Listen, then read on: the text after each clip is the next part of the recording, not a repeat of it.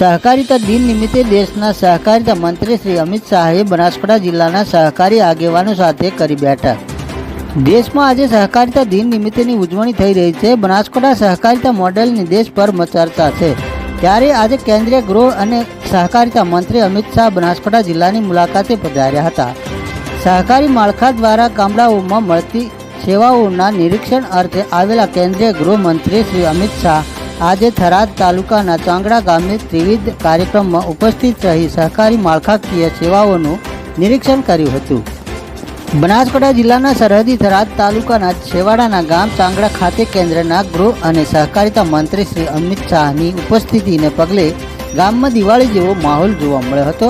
લોકોએ ખૂબ ઉત્સાહ સાથે શ્રી અમિત શાહનું સ્વાગત કર્યું હતું। લોકોનો અદમ્ય ઉત્સાહ જોઈ શ્રી અમિત શાહે પણ લોકો રૂબરૂ મળી હસ્તધનૂન કરી અભિવાદન ઝીલ્યું હતું। આ પ્રસંગે કેન્દ્રીય ગૃહ અને સહકારિતા મંત્રી શ્રી અમિત શાહના હસ્તે ચાંગડા દૂધ ઉત્પાદન મંડળીના દૂધ ઉત્પાદક મહિલા સભ્યોને 0% વ્યાજ સાથેના માઇક્રો એટીએમ રૂપે કાર્ડ વિતરણ કરવામાં આવ્યા હતા।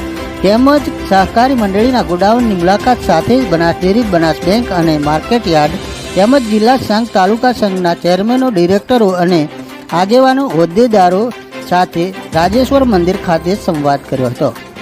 આ પ્રસંગે વિધાનસભા અધ્યક્ષ અને બનાસ ડેરીના ચેરમેન શંકરભાઈ ચૌધરી, રાજ્યના સહકારિતા મંત્રી જગદીશભાઈ વિશ્વકર્મા, ધારાસભ્ય સર્વશ્રીઓ Keshaji Chauhan, Pravinbhai Mali, collector Shri Varunkumar Barnwal, Kutch Bhuj range IG Shri Chirag Kordiya, પૂર્વ સાંસદ પરબતભાઈ પટેલ, સંગઠન જિલ્લા પ્રમુખ કીર્તિસિંહ વાઘેલા, બનાસ બેંક ચેરમેન શવશીભાઈ ચૌધરી સહિત સહકારી અગ્રણીઓ અને ગ્રામજનો મોટી સંખ્યામાં ઉપસ્થિત રહ્યા હતા। Bureau report KS news Banaskantha. હું પટેલ ભુજરાભાઈ રાવતાજી ચાંગડા દૂધ ઉત્પાદક સહકારી મંડળીનો મંત્રી છું।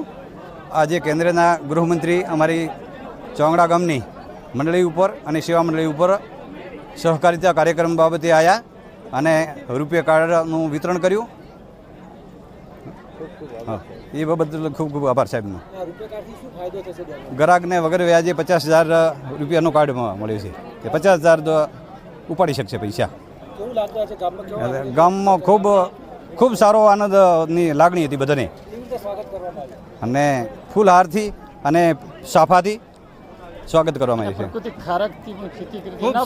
ગામમાં ખૂબ ઉત્સાહ છે।